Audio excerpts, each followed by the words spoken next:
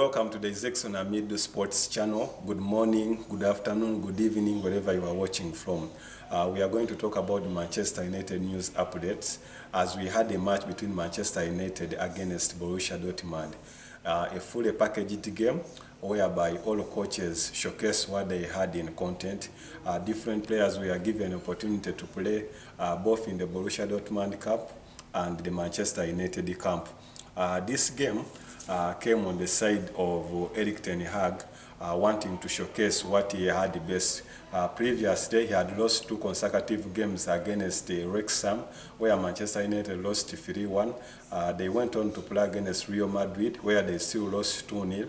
So the game had to showcase whether Manchester United will still win or make 3 consecutive defeats in a row. What came out is that Manchester United was still beaten 3-2 against a good Borussia Dortmund side. When you take into comparison, Manchester United had better players, though they gave opportunity to young players to play out this game. In the different departments. We had changes in the goal where Tom Hinton replaced Andre Onana, who had played against Real Madrid when Real Madrid beat them 2-0. This time Hinton started the game and was substituted around the 49th minute to bring in Andre Onana. The game started on well as Manchester United led through Dalot. Borussia Dortmund later on equalized under Melik.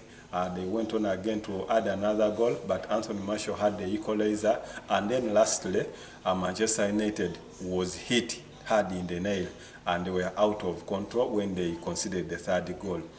What does this show to Manchester United fans? Remember, last season, you completed in 3rd place in the Premier League, whereby you got opportunity to play in the Champions League after a lengthy period without you participating. With such performances, more so 3 consecutive defeats, I think it could be a big loss, or it could make a big statement in your Champions League hopes, in that you may not produce the best performance as you expected. Remember, earlier on when you competed in the Europa League, it did not go well when you were evicted by eventual winners, SC Sevilla, who went ahead to win the game. It's opportunity that has come your side. You had a better performance last season, Manchester United. You even won the Carabao Cup when you hit Team Newcastle 2-0. That was a good statement. Despite the fact that you lost against Manchester City on the finals in Wembley in the FA Cup, where you were hit 2-1, where you had a good performance, but I could say that the better side on that side did not win. So Manchester City were lucky enough to go with that cup, even to break your own record of the treble, and you had the opportunity to stop it. What does this communicate to next season? More so with the teams like Arsenal digging deep into these transfers. They have spent almost £200 million in the transfers previously after getting 2nd place in the Premier League. That means you will have to settle hard against good teams like this. Team Chelsea has sold out many players to the different leagues, more so in the Saudi Premier League, and has even brought in some 2 players whom I think that are good. That is Jackson and Nkunku, who are performing well, and they have helped them win even the US Summer Tour Series. Manchester United, you will have to dig deep. So you have the recruitment of Andre Onana, who is a good goalkeeper, after joining back Erik ten Hag, who they spent almost 5 seasons with in Team Ajax, and they won numerous trophies. I hope this time with the introduction of Onana after the exit of David De Gea, who had served the team for almost 12 years, I hope it was a good replacement. In the midfield, you went ahead to bring in Mason Mount at £55 million plus 5 million add-ons, which I think that it was a good recruitment in the midfield, adding to the or reducing on the work rate of Bruno Fernandes, who would provide assists and even score. And given the intelligence of Mason Mount, the shooting skills and the dribbling, and that is even a native of England, I think has gotten fan support and can add additional work to the team Manchester United as they search for a better performance or the Premier League ever since they had it 10 years ago when they won the trophy under Sir Alex Ferguson. Manchester United, you've had numerous signings, you've had different coaches, but still you haven't replicated the performance of of Sir Alex Ferguson. This season, after previous season, after losing out on the FA Cup, you had good settlements. You finished third, which was good against behind the team Arsenal, and I hope everything went on very well. But for now, you have a high mountain to climb in the Premier League and even in the Champions League. Remember, 3 consecutive losses that you've just gotten now. I hope it could be a big effect to your performance next season. But what does Erik ten Hag has to do? First and foremost, I've seen numerous bids for Maguire from West Ham for £20 million, whereby Manchester United has rejected the offer, saying that that amount is very little for a player like Maguire, who was signed at £80 million, a record in the English Premier League and even in English football. Maguire is still around, Lindelof is still in. We have defenders like Martinez, Malacia are still all good. We have the recruitment of Casemiro, who was the better performer last season. I think was the best player in the Manchester United midfield, apart from the performance of Rashford, who for the first time reached the 30-goal mark in his career. The wings were not all that good. The fact that Jadon Sancho, after his signature from Borussia Dortmund, I think has not produced all that well that we expected out of him, even that we have seen him several times being missing out on the starting lineup. But with the performance of Rashford, the introduction of Mason Mount, and if all goes well, remember Mason Greenwood, all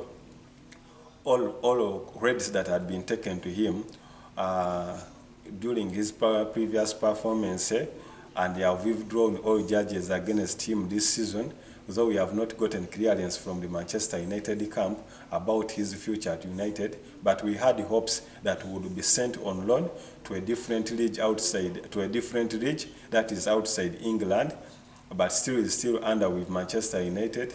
And when contacted, Erik ten Hag said that we'll give out a brief out during the start of next season, which is starting on the 6th of this month. I hope everything goes well, but what is lacking in the Manchester United squad, I think it's the striking side. Remember, Marcus Rashford is not typically a typical 9. He's a winger who just enters into the center and then makes different shots outside the 18 and makes goals for Team Manchester United. We had the fallouts with Weghorst, who was signed as a replicant after Martial's loan. We hope he did not perform to the expectation. And remember, everything worst would be compared to Weghorst, who missed many chances, could not score. I remember in his entire time at Manchester United, he only had 2 goals, and those were even in cup competitions.